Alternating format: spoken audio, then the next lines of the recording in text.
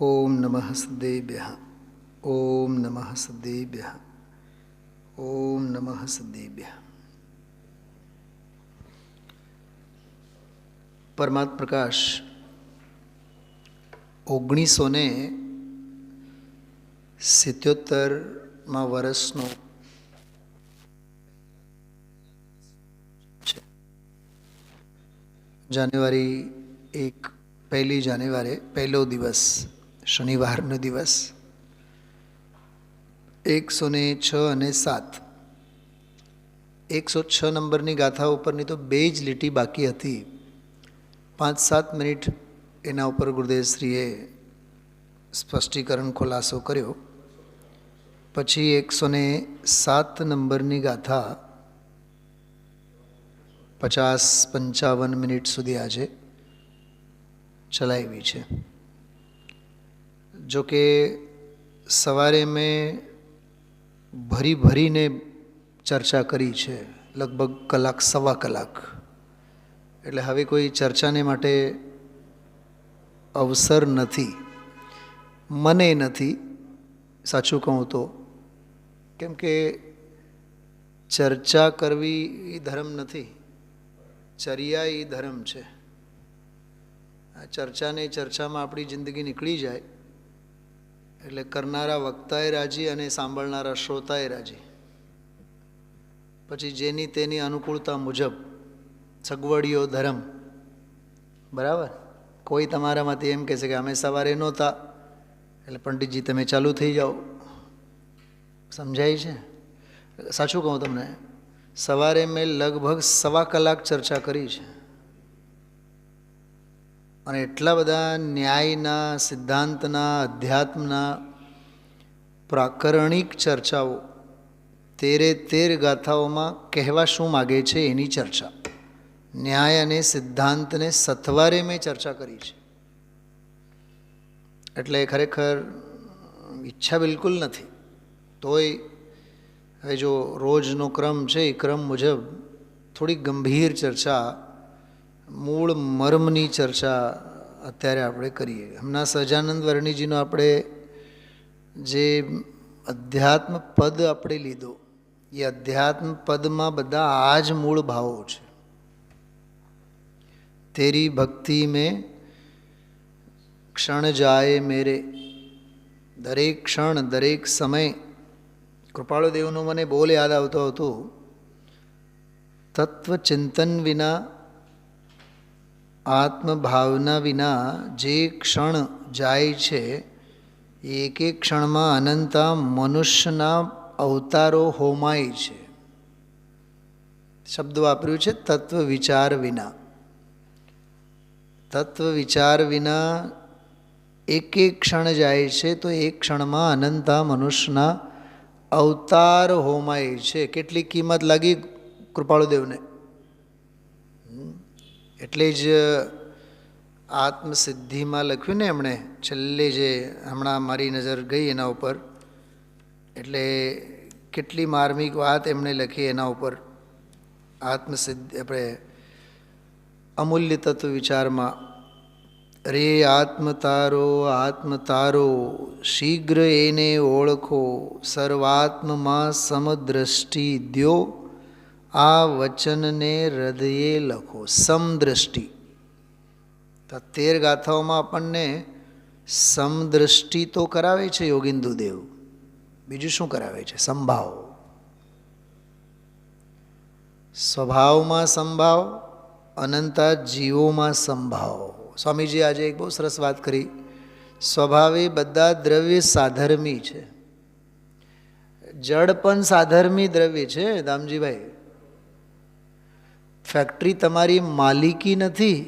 ગુરુદેવશ્રીના શબ્દોમાં એ ફેક્ટરીના પરમાણુ તો તમારા સાધર્મી છે.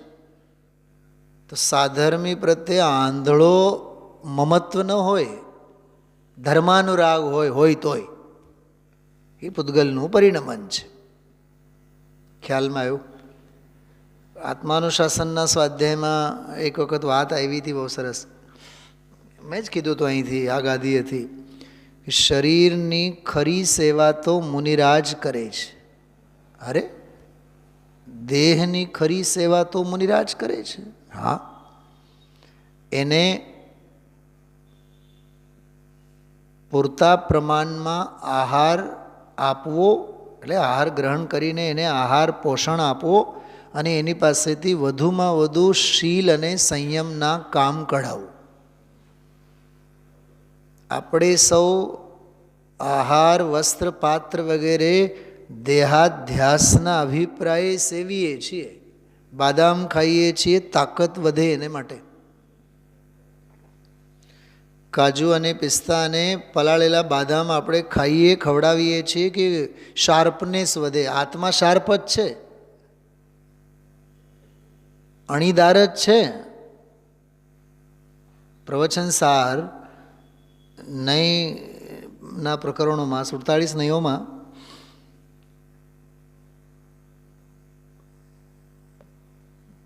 બાવળ હોય કે બોરડી હોય, જંગલમાં જે સ્વાભાવિક કાંટાઓ ઉગે ને, એ કાંટાઓની અણી કાઢવી પડે કે અણી હોય? બોલો. હવે એ અણી જે છે એને અણી કાઢવા જાઓ તો એ કઢાયેલી અણી ભટકી જાય. એમ જ્ઞાન સ્વભાવ અણીદાર જ છે. એને બાદામ ખાઈ ખાઈને અણીદાર કરવા પણ હોય ને, એ ભટકી જાય. કેમ કે એ બાદામ ખાવાથી જ્ઞાન વધે, એ ગ્રહિત મિથ્યાતુ નવો. જ્ઞાન છે એને પકડો ને, વધારવાની ક્યાં વાત લઈને બેઠા છો? વધે અને ઘટે એ પર્યાયમાં, દ્રવ્ય સ્વભાવમાં નહીં. સમદ્રષ્ટિ. તો સ્વભાવ મારો એવો, જગતના જીવો પણ એવા. સ્વભાવ જ્યાં હશે ત્યાં સમભાવ હશે. 2 દિવસ પહેલાં મેં સ્વાધ્યાય લીધું હતું, ઘણું કીધું હતું. જે સ્વપ્રતિષ્ઠિત હોય એ પરદ્રવ્યોની પ્રતિષ્ઠાને સ્વીકાર કરે. પોતે જ અપ્રતિષ્ઠિત હોય. એક વાત સમજો, થોડોક લૌકિક દાખલો આપું છું. ઘણા લોકોમાં એવી ટેવ હોય, જેમ કે જનરલી શાસ્ત્રોમાં પણ માયાચારી અને સ્ત્રીઓનો દાખલો આવે કે એવા સ્ત્રીઓના બીજાના ઘર ભાંગવાની વૃત્તિ એવાને જ હોય જેનું પોતાનું ઘર ભાંગેલો હોય. શું સમજાણું? પોઈન્ટ સમજાય છે? ચોવટ કોણ કરે? જે પોતાની વાર્તામાં મસ્ત ન હોય. પોતાની વાર્તા, પોતાના ઘર પરિવારમાં મસ્ત હોય, એને પછી બીજાની ચોવટ જ કરવા પણ ન હોય ને. સિદ્ધો કાં એક અસંખ્યાત આત્મપ્રદેશોમાં વિરાજેલા એક સિદ્ધ ભગવાન, એના પ્રદેશે, એના એક પ્રદેશે બીજા અનંતા સિદ્ધો વિરાજેલા છે. એક સિદ્ધમાં અનંત સિદ્ધ, એક સિદ્ધમાં અનંત સિદ્ધ. તો એક સિદ્ધ બીજા સિદ્ધ હારે વાતો ન કરે? તો વાતો જો કરે તો સિદ્ધ કાં થાય? ખ્યાલમાં આવે છે? સંસાર ભાવ છે. વાત અને વિકલ્પ અને સંકલ્પ બધા. એટલે જે સવારે જે મેં વાત કરી હતી કે આ 13 ગાથાઓમાં જ્ઞાનીની દૃષ્ટિએ જુઓ તો જ્ઞાન સ્વભાવે સ્વપ્રતિષ્ઠિત થયેલા સ્વસમય જ્ઞાની જગતના જીવોને કઈ દૃષ્ટિએ જુએ છે, સ્વભાવ દૃષ્ટિવાળા જ્ઞાનીની વાત. હા, સમભાવવાળી વાત. અને અજ્ઞાનીને અપેક્ષાએ જુઓ તો પજ્જય મૂળા હિ પરસમયા. જે પર્યાય મૂળતા સેવે છે એ કોઈ જીવને કાંઈ ગણકારતો નથી. કાં તો એ તારો, કાં તો એ મારો, કાં તો એ ભલો, કાં તો બુરો. કશાયના કાદવમાં ખરડાયેલો અજ્ઞાની અને વીતરાગ ભાવમાં ગુડુપ થયેલો જ્ઞાની. એટલો ફેર છે. સમદ્રષ્ટિ જ્ઞાનીને અને વિષમ દ્રષ્ટિ અજ્ઞાનીને. ખ્યાલમાં આવે છે? હા.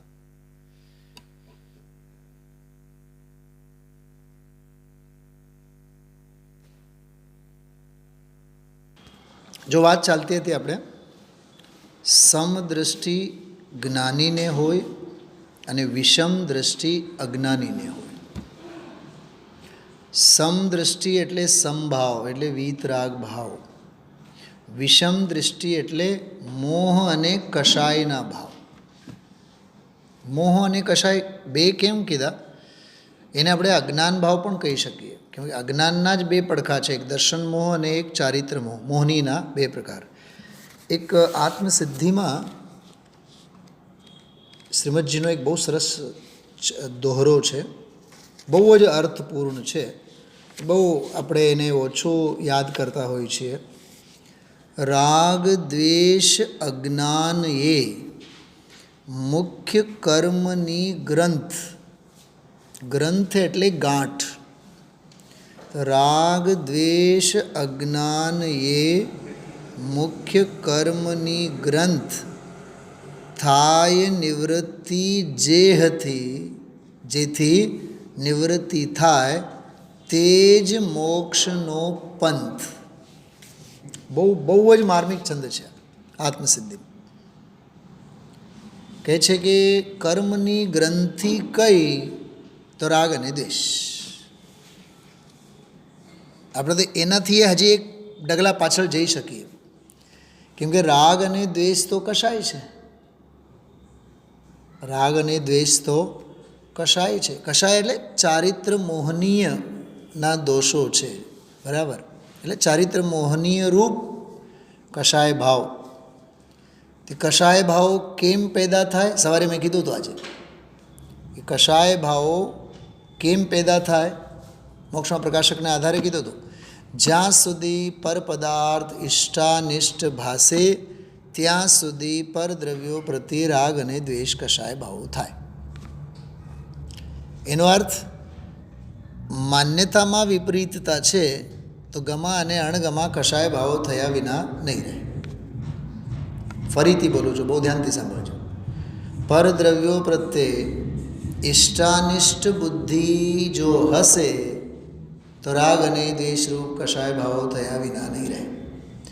એટલે શ્રદ્ધાની વિપરીતતા, માન્યતાની વિપરીતતા, ઇષ્ટાનિષ્ટ એટલે માન્યતાની વિપરીતતા હશે. ઇષ્ટાનિષ્ટ બુદ્ધિ, બુદ્ધિ શ્રદ્ધાનો ભાગ છે, બુદ્ધિ જ્ઞાનનો ભાગ નહીં. ત્યાં ખ્યાલમાં આવ્યો? એટલે શ્રદ્ધાએ ઊંધાઈ હશે તો પરિણામોમાં ઊંધાઈ રહેવાની જ. શું સમજાણું? જો પેટ ગડબડ હશે તો ઓડકાર કેવા આવશે? ખાટા જ આવશે કે નહીં? પોઈન્ટ સમજાય છે? તો એ માન્યતામાં જેની શ્રદ્ધામાં ઊંધાઈ છે, ટૂંકમાં વિપરીતતા છે, મિથ્યાપણું છે, તો પરદ્રવ્યો પ્રત્યે જોવાની દૃષ્ટિમાં પણ રાગ અને દ્વેષ, ગમાણ ગમા. શું સમજાણું? આ બહુ માર્મિક વાત છે. મેં સવારે આજે બહુ ઉતાવળમાં છેલ્લી 1 મિનિટમાં મેં વાત કરી હતી. શાસ્ત્ર બંધ કરીને કીધું છેલ્લી એક વાત કરું છું એમ કરીને. અભ્યાસો સ્વાધ્યાયી આપણા સૌનો એક પ્રશ્ન હોય છે કે કશાયો કેમ ઓછી નથી થતી? ખબર એનો જવાબ શું છે? જવાબ મેં હમણાં જે કીધું એમાં જ જવાબ છુપાયેલો છે. પહેલાં માન્યતાને સુધારો. શ્રદ્ધા સુધરે તો ચારિત્ર સુધરે. ચારિત્ર સુધરે એટલે કશાયો થાળે પડે. અશ્રદ્ધા સુધારવાના ઠેકાણા નથી, માન્યતા તો સુધારતા નથી, તો કશાયો ક્યાંથી ઓછી થાય? એટલે આમાં એ પ્રકરણ ચાલે છે કે શ્રદ્ધા જેની સુધરી, સ્વભાવ જેને પકડવા આવ્યો, એ જીવને જગતના એકેન્દ્રિયાદિ પંચેન્દ્રિય પર્યંતના બધા જ જીવો જીવત્વ ભાવે દેખાય છે, સમભાવે દેખાય છે. કેમ કે સ્વભાવમાં સમપણું દેખાણું ને, વીતરાગ ભાવ સ્વરૂપમાં દેખાણું, તો અનંતા જીવોમાં પણ વીતરાગ ભાવ જ દેખાય. મેં સવારે એક વાત કરી હતી, જેની દૃષ્ટિમાં જે હોય ને સૃષ્ટિમાં એને એ જ દેખાય. હીરાના વેપારી હોય એ બજારમાં જઈને લટાર મારી આવે ને 5000 દુકાનો જોઈને આવે, એને 10 દુકાનો ઓલી જ યાદ રહે. કઈ? હીરાની જ. કેમ કે એની દૃષ્ટિમાં હીરાનો ધંધો છે. શું સમજાણું ભાઈ ધમજીભાઈ? તમારે ફેક્ટરીમાં જે માલ બનતું હોય ને તમે શાપર અને વેરાવળ બધે તમે રખડી આવો, હજારો ફેક્ટરી જોઈ આવો, તમને એ જ ફેક્ટરીમાં મન રમશે જે ફેક્ટરીમાં તમારે ત્યાં માલ બને છે એવું માલ બનતો હોય. દૃષ્ટિ અને સૃષ્ટિ. જ્ઞાનીઓના જ વચનોમાં એમ કેમ આવે છે કે બધા ભગવાન છે અને બધા ભગવાન થાવ? કેમ કે એમને ભગવાન પણ દેખાણું છે. એટલે આ ગાથાઓમાં પણ એ જ વાત છે. 13 ગાથાઓમાં યોગિંદુ દેવને આવું બધું કેમ?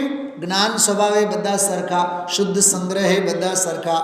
કેમ કે સંભાવ સંભાવ સંભાવ સંભાવ સંભાવ કેમ દેખાણો? કેમ કે સ્વભાવ સ્વભાવ સ્વભાવ સ્વભાવ દેખાણો. જેને સ્વભાવ દેખાય તેને અનંતા જીવોમાં સંભાવ દેખાય. અને આને ખરેખર માર્મિક એક વાત કરું, આનો બિલકુલ ઉપસંહાર. પરમાર્થે સ્વભાવ જ દેખાય, વ્યવહારે જગતના જીવોમાં સંભાવ દેખાય. જ્ઞાની જગતના જીવોમાં સંભાવ જોવા માટે નવરો છે? બોલો, એ પોતાને ન જુએ? પોતાને જ જુએ. મેં આ સવારે કીધું હતું ધનજીભાઈ, તમે યાદ હશે તો, જાણેલો પ્રયોજનવાન જુદી વસ્તુ છે અને જ્ઞાત તે તો તે જ છે જુદી વસ્તુ છે. તો જાણેલો પ્રયોજનવાન એ વ્યવહારની વાત છે અને જ્ઞાત તે તો તે જ છે એ પરમાર્થ નિશ્ચય અધ્યાત્મની વાત છે. જ્ઞાનીની સાચી ઓળખાણ તો એ છે, જ્ઞાત તે તો તે જ છે. એટલે હું તમને કહું છું કે મને અત્યારે બોલવાનો ભાવ માટે નથી, કેમ કે બધું જ સવારે મેં બધું જ કહી દીધું છે. જ્ઞાનીનો વ્યવહાર કેવો, જ્ઞાનીનો પરમાર્થ કેવો. અરે જ્ઞાનીનો વ્યવહાર પણ પરમાર્થ માટે હોય. પરમાર્થ તો છે જ, પ્રેરે જે પરમાર્થને તે વ્યવહાર સમન એ જ્ઞાનીને જ લાગુ પડે. અજ્ઞાની તો નિશ્ચય અનારૂઢ છે. 412 અને 13 નંબરની ગાથા સમયસાર. નિશ્ચય અનારૂઢ અને અનાદિરૂઢ વ્યવહાર મૂળ. જવું તો પડે જ, કરવું તો પડે જ. હમણાં સાંજે 158 નંબરની ગાથા ભાવ પહોળ, એવી ગજબની ગાથા, માયાચારી અંગે બહુ જોરદાર ગાથા એવી કે માયા એક એવી વેલ છે, એ મોહરૂપી ઝાડવા ઉપર ચડીને ફેલાય છે. એનામાં ક્યાં તાકાત છે? વેલને સહારો જોઈએ કે નહીં? તો મોહરૂપી ઝાડવાના સહારે વેલ એટલો બધો ફેલાય જેમ કે ઓલો કબીર વડ. ક્યાં? સુરતમાં, બરોડામાં? ક્યાં છે? બરોડામાં. અથવા ઓલો કલકત્તાનો જે હા મોટો જે છે ને ઝાડવો, ખબર જ ન પડી કે મૂળિયું ક્યાં છે. આપણા 2-3 ગણા શાસ્ત્રી મેદાન કરતાં વધારે થાય. એ હજારો ઝાડવા દેખાય તમને, એ એક જ ઝાડવામાંથી થયેલો છે. તોય એનો અંત તો છે ક્યાંક. એ બાગ બગીચાનો એ ઝાડવાનો ક્યાંક તો અંત છે. 2 કિલોમીટર 200 કિલોમીટર, પણ મોહનો અંત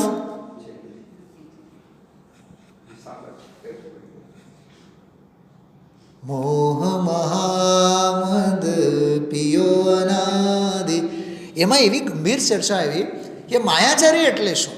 બહુ સામાન્ય વાત નથી, બહુ માર્મિક વાત હતી. એક વિદ્વાને બહુ સરસ અર્થ કર્યો. માયાચારી એટલે શું? એ કે માન્યતા ખોટી છે, મોહ એ તો છે જ. હવે મોહ પર સવાર થઈને માયાચારી રૂપી વેલ ફેલાય છે. તો મેં એમાં કીધું, ચર્ચામાં હું સામેલ હતો, મેં કીધું કે ગુરુદેવશ્રી ગોવાના 2 અબજ 40 કરોડવાળા શેઠની વાત કરે છે ને, ત્યારે એક વાત કરતા હોય કે 600 તો તમારી આગ બોટ છે, નાવ ચાલે છે તમારી, તો તોય તમે કમાણી શું કામ કરો? હજી વ્યાપાર તમારે કરવાનો. તો એ શું કહે શાંતિભાઈ? 2 અબજ ને 40 કરોડવાળા ખબર? અમારે હાટું ક્યાં કરીએ છીએ, એ તો ગરીબોનું પેટુયું રળે માટે. આનું નામ માયાચારી.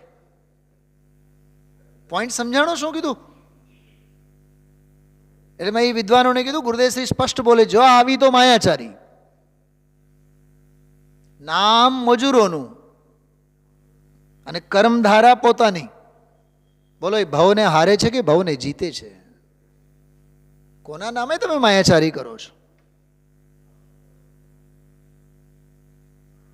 હજી તમને 8-10 વાક્ય બોલું છું, સાંભળો. મોંઘવારી બહુ છે, તો એ 90 વર્ષ થયા, તો એ થડે તો જઈને શું જયેશભાઈ, હા, આ બધા જે ઘરડા લોકોની એ જ હાલ છે. એમ જ એ જ કરે. હાથમાં સમયસાર લઈને બેસવાના ભાવ નહીં થાય. નિવૃત્તિના તો લક્ષણ જ નથી. નહીં, થોડે જઈને બેસવું પડે. મોંઘવારી કેવી છે, વહુ દીકરા, હવે તો ખર્ચા કેવા વધી ગયા, ખર્ચા કેવા વધી ગયા, મોંઘવારી કેવી વધી ગઈ. અને કાંઈ નહીં તો પાડોશીનો દુકાનદાર છે, એ ભાઈબંધ દોસ્તાર છે, નહીં જઈએ તો એ વળે.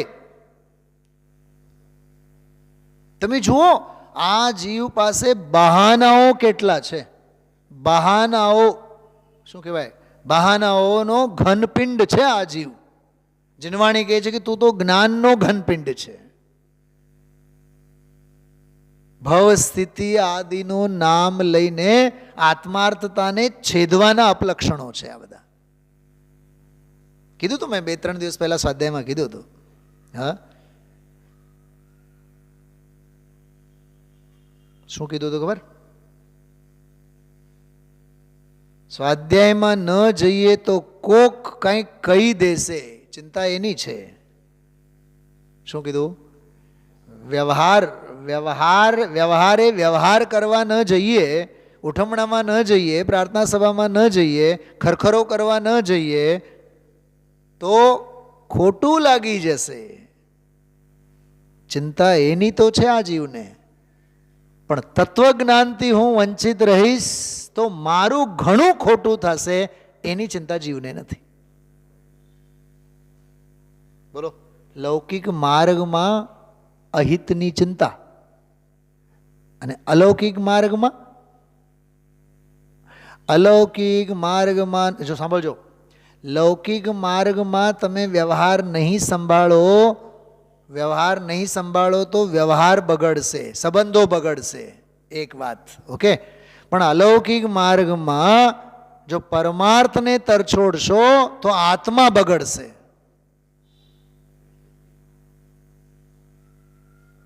કૃપાળુ દેવનો એના માટે એક જ શબ્દ છે, તોય જીવની લોક સંજ્ઞા છૂટતી નથી. હું દાખલો આપતો ઘણી વાર. ઘણા તો શ્રોતાઓ ઉઠમણા પ્રેમી હોય. ઉઠમણામાં જ હોય, પ્રાર્થના સભામાં જ હોય. એટલે વિષમતા એ અજ્ઞાનીનું લક્ષણ છે અને સમતા એ જ્ઞાનીનું લક્ષણ છે. હવે મૂળ મુદ્દો તો આ સ્ત્રી છે, પુરુષ છે, આ નાનો છે, આ મોટો છે, આટલા ગુણસ્થાનો, આટલી માર્ગણાઓ, આટલા જીવ સમાસ, 4 ગતિ, 84 લાખ યોનિઓ, પંચ પરાવર્તનો, આવો બધો વિસ્તાર, પર્યાયમાં વિભાવનો વિસ્તાર, 4 ગતિઓના પરિણામોનો વિસ્તાર. આવ્યું ને 156 નંબરની ગાથા નિયમસાર, નાના જીવા નાના કમ્મા, કે આવું બધું કેમ છે? કે આ બધું કર્મકૃત છે. શું સમજાણું? જો સ્વામીજીનું પ્રવચન સાંભળ્યું હોય તો આ શબ્દ પકડાશે. આ બધા કર્મકૃત ભેદો છે, વસ્તુકૃત નથી. વસ્તુમાં ભેદ જ નથી. સવારે મેં પૂછ્યું હતું, આત્મા સ્ત્રી છે કે આત્મા પુરુષ છે? આત્મા નથી સ્ત્રી, આત્મા નથી પુરુષ. બોલો, આત્મા જૈન કે અજૈન? બોલો ધનજીભાઈ. આત્મા વાળંદ કે વેપારી? કે આત્મા વાળંદે નથી અને આત્મા વેપારીએ નથી. આત્મા સ્ત્રીએ નથી અને આત્મા પુરુષે નથી. આત્મા નારકીએ નથી અને આત્મા મનુષ્ય નથી. ગતિ માત્રથી રહિત, માર્ગણા માત્રથી રહિત,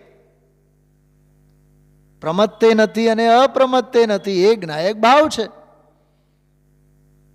જ્ઞાની કહે છે કે અમારે તો જ્ઞાત તે તો તે જ છે. ખ્યાલમાં આવ્યું? તો કર્મકૃત એટલે એના પણ આપણે 2-3 અર્થ કર્યા હતા. કર્મકૃત એટલે દ્રવ્ય કર્મકૃત નહીં. જેટલો કર્મ સિદ્ધાંત છે, કરણાનિયોગ છે, એ બધો નિમિત્ત નૈમિત્તિક સંબંધનું જ્ઞાન કરાવે છે. યાદ રાખજો શું કીધું મેં હમણાં. જેટલો કરણાનિયોગ છે, ષટખંડાગમ, ધવલાના બધા ભાગ 16 અને જય ધવલાના પણ બધા 16, એ બધા કેવળ અને કેવળ નિમિત્ત નૈમિત્તિક સંબંધનું જ્ઞાન કરાવવા માટે છે. એ કોઈ શાસ્ત્રોમાં 32 શાસ્ત્રોમાં 16 ધવલાના 16 જય ધવલાના એમાં ક્યાંય એકે વાક્ય નથી કર્મ વિકાર કરાવે છે એવું ક્યાંય લખેલ નથી. કેમ કે કૃપાળદેવ પાસે જાઓ, એનો જવાબ છે ભાવ કર્મ નિજ કલ્પના માટે ચેતનરૂપ. ભાવ કર્મ એ જીવના પોતાના અપરાધ ભાવ છે. ગુરુદેવશ્રીની ભાષામાં કહીએ ભાવ કર્મ, ભાવઘાતી એક શબ્દ બોલે ગુરુદેવશ્રી, ભાવઘાતી અને બોલા દ્રવ્યઘાતી. તો કર્મકૃત એટલે ભાવ કર્મકૃત, દ્રવ્ય કર્મકૃત નહીં. જડ દ્રવ્ય કર્મો નથી કરાવતા. જે ભેદો વિષમતા જે થઈને પેદા ઉપજે મોહ વિકલ્પથી, ઉપજે કર્મ વિકલ્પથી નહીં, ઉપજે મોહ વિકલ્પથી. શું રજભાઈ આટીકુટી સમજાય છે આમાં? સ્વભાવે બધા સંભાવે જ છે તો જ્ઞાનીને બધો સ્વીકાર છે.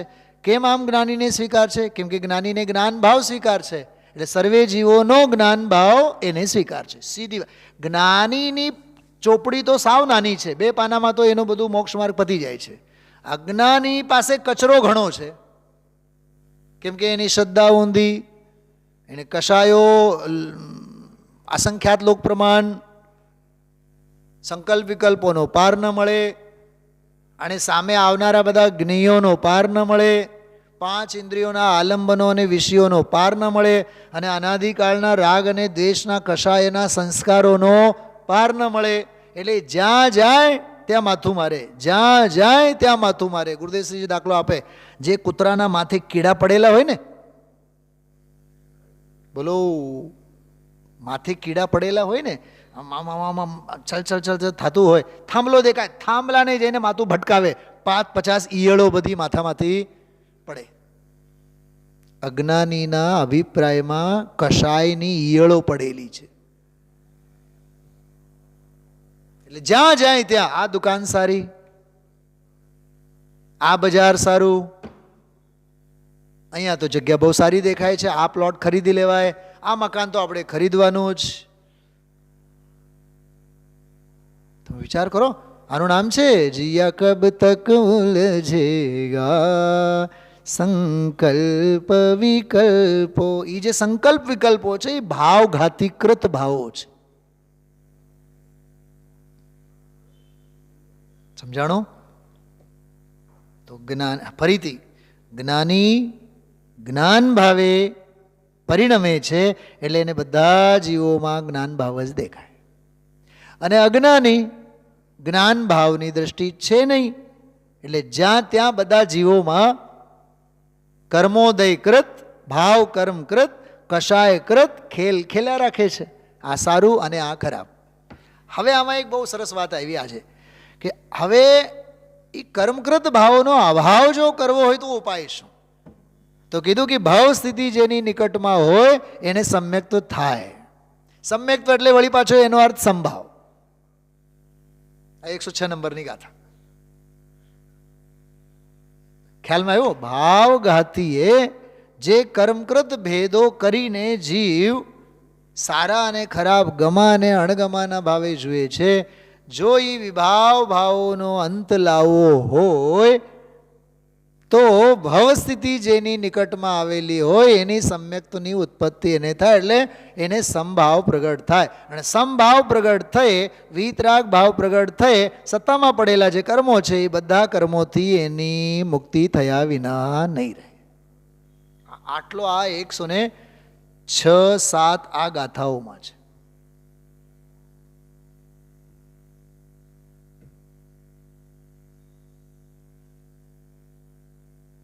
આ ટેબલ ઉપર લાલ રૂમાલ જોઈએ કે પીળો જોઈએ કે સફેદ જોઈએ, આ બધા આપણા રાગ દ્વેષ.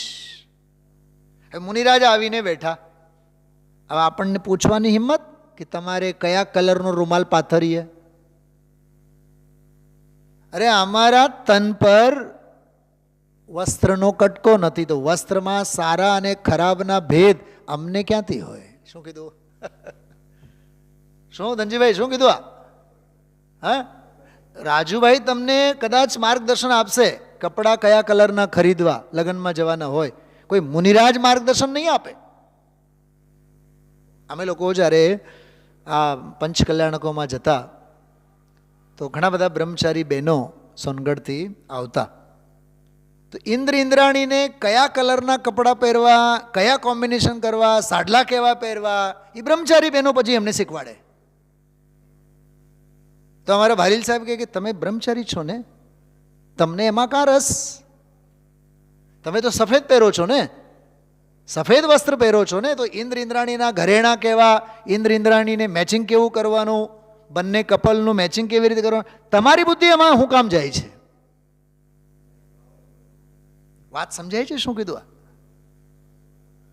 અચ્છા, બીજી એક બહુ માર્મિક વાત, એ 158 નંબરની જે ગાથા મેં ભાવ પાહુડની વાત કરી, એમાં એવું લખેલું છે અષ્ટપાહુડમાં, એટલી માર્મિક વાત છે કે આ જે માયાચારી મોહરૂપી ઝાડવા ઉપર સવાર થઈને જે વધે છે, ખબર એમાં ક્યાં સુધી માયાચારી વધે છે?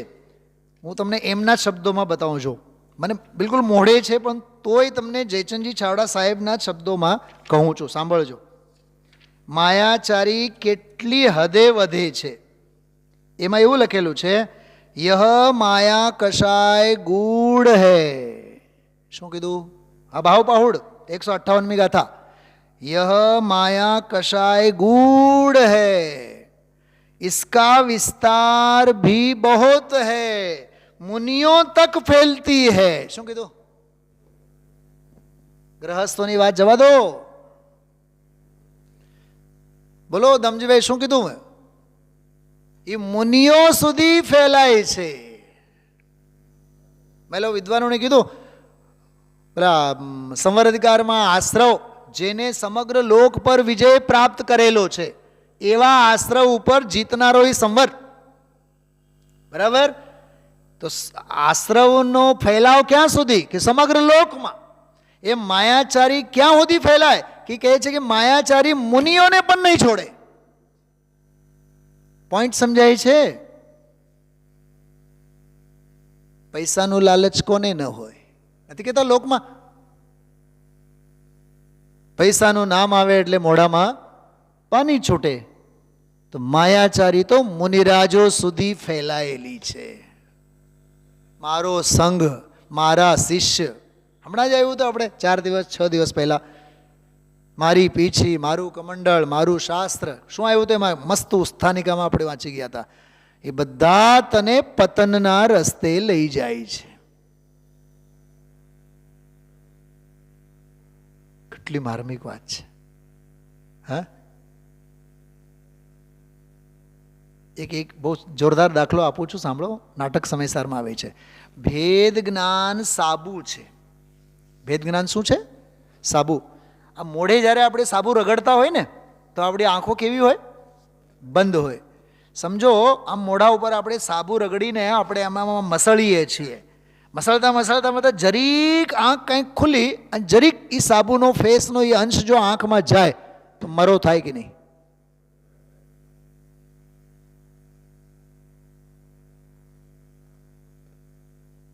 શું કહેવા માગીએ છીએ?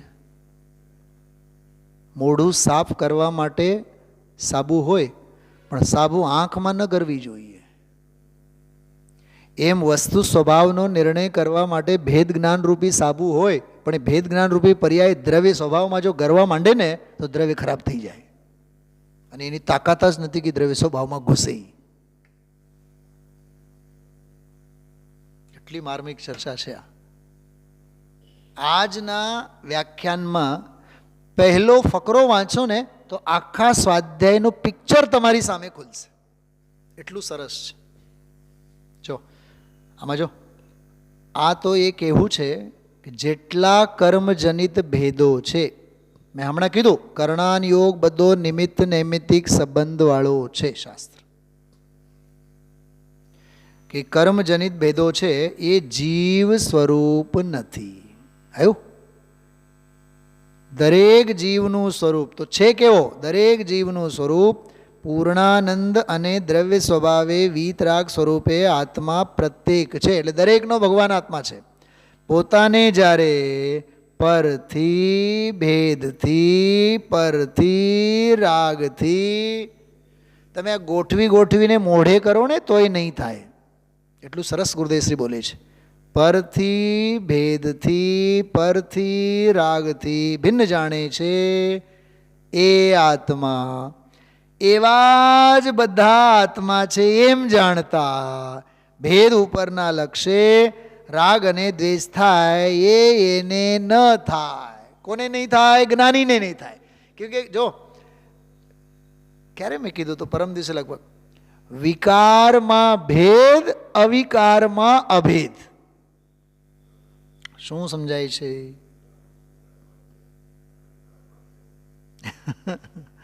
બોલો. 5 પાંડવોમાં સૌથી હોશિયાર કોણ? તો આપણે એમાં ભેદ કરીએ છીએ કે અર્જુન સૌથી હોશિયાર. કુંતીને પૂછો તો ખરા કે સૌથી સારો કોણ?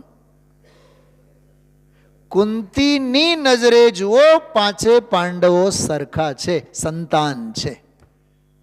અને દુનિયામાં કોઈને પણ પૂછો 5 પાંડવોમાં સૌથી હોશિયાર કોણ, આંખ બંધ કરીને કહેશે અર્જુન.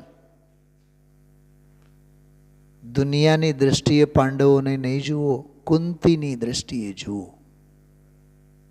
એમ જગતના જીવોને જગતની દ્રષ્ટિએ નહીં જુઓ, જ્ઞાનીની દ્રષ્ટિએ જુઓ.